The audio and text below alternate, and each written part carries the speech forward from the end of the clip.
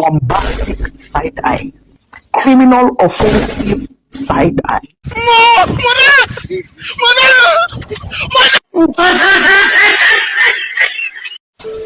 A few moments later. Halo semuanya, kami dari kelas A. Jadi di sini kita akan membahas tentang materi hak asasi manusia. Selamat menonton.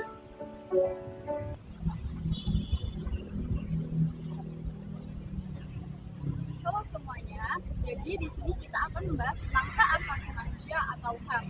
Jadi materi ini tuh penting banget karena berhubungan langsung dengan hak dasar yang dimiliki pada setiap orang. Jadi pertama-tama kita akan membahas apa sih hak itu. Menurut Undang-Undang Nomor 39 Tahun 1999, hak asasi manusia adalah hak dasar yang melekat pada diri manusia sebagai makhluk ciptaan Tuhan Yang Maha Esa. Jadi otomatis hak ini tuh ada sejak kita lahir dan tidak dapat dicabut oleh siapapun. Selanjutnya, ruang lingkup itu dibagi menjadi dua, yaitu yang pertama adalah hak sipil dan politik. Misalnya kebebasan berpendapat, kebebasan berserikat, perlindungan hukum, dan hak untuk memilih. Lalu yang kedua ada hak ekonomi, sosial, dan budaya. Misalnya hak untuk mendapatkan pekerjaan, mendapatkan pendidikan, hak untuk mendapatkan kesehatan, dan lain-lain. Lalu tujuan dari pelaksanaan HAM ini tuh apa sih? Jadi tujuan dari pelaksanaan hak asasi manusia ini adalah untuk melindungi warga negara dari tindakan sewenang-wenang oleh pemerintah.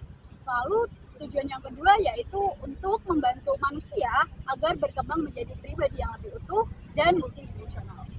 Sekarang di sini saya akan membahas tentang perkembangan hak asasi manusia di dunia yang menjadi dasar negara-negara yang modern.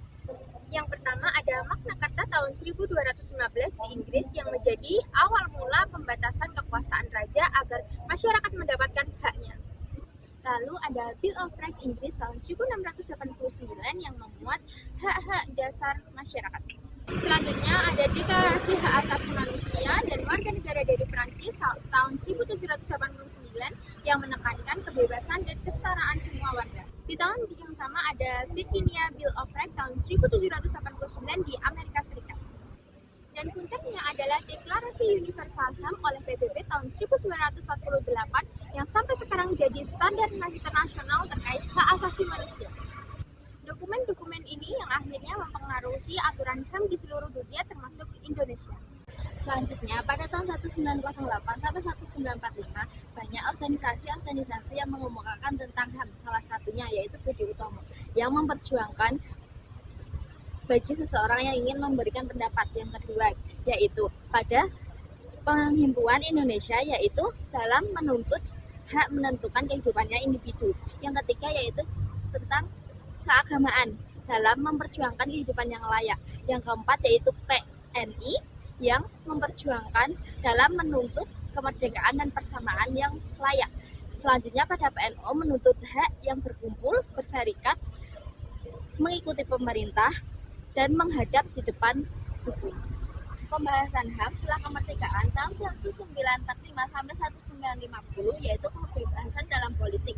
Salah satu kebebasannya yaitu dalam memberikan pendapat. 1950 sampai 1959 banyak kebebasan tentang individu. 1959 hingga 1966 banyak pembatasan HAM, salah satunya HAM hak sipil. 1966 hingga 1990-an itu banyak kebebasan antara hak pengecekan materi, namun pemerintah masih memiliki banyak represif. Selanjutnya yang terakhir 1998 hingga sekarang atau masa reservasi, banyak perlindungan HAM, salah satunya pada hak asasi politik, perlindungan dalam HAM sosial budaya, dan juga yang terakhir pada sosial hukum. Selanjutnya yang terakhir pada 1998 hingga sekarang atau bisa disebut pada masa reformasi banyak pengeluaran HAM. Salah satunya pada UUD tahun 1945 mengeluarkan UU nomor 36 tahun 1999 tentang pembebasan HAM dalam hak asasi tentang politik, sosial, budaya, hukum.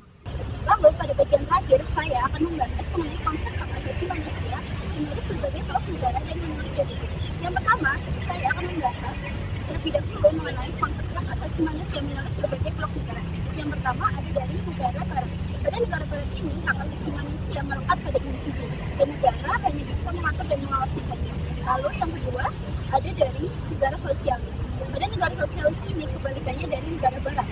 Pada negara sosialis ini, hak asasi manusia menyatu dalam masyarakat dan negara bisa membatasi bila perlu. Lalu yang ketiga, ada dari negara Asia Afrika. Pada negara ini, hak asasi manusia harus selaras dengan agama, adat, dan nilai kekeluargaan. Oke, selanjutnya saya akan menjelaskan hak asasi manusia menurut PBB.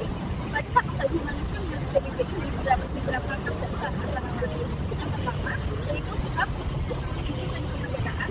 Kedua, hak keamanan pribadi. Ketiga, hak punya properti. Keempat, hak kebebasan berpendapat dan beragama. Kelima, hak berkumpul. Keenam, hak pendidikan. Ketujuh, hak pekerjaan. Yang kedelapan, yaitu hak serta dalam budaya, seni, dan pengetahuan. Dengan memahami adanya hak asasi manusia ini, kita bisa lebih sadar akan hak kita sebagai warga negara. Selain itu, kita juga bisa lebih mengerti batasan supaya saling menghargai antar sesama. Sekian video dari kami. Terima kasih sudah menonton. Bye-bye.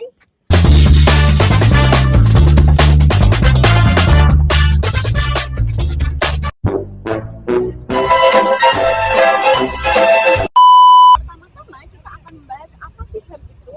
Jadi menurut Undang-Undang Nomor 39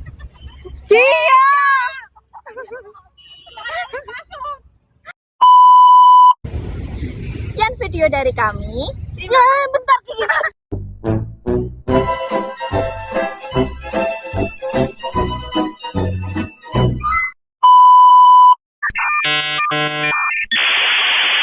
Saya wassalamualaikum bro.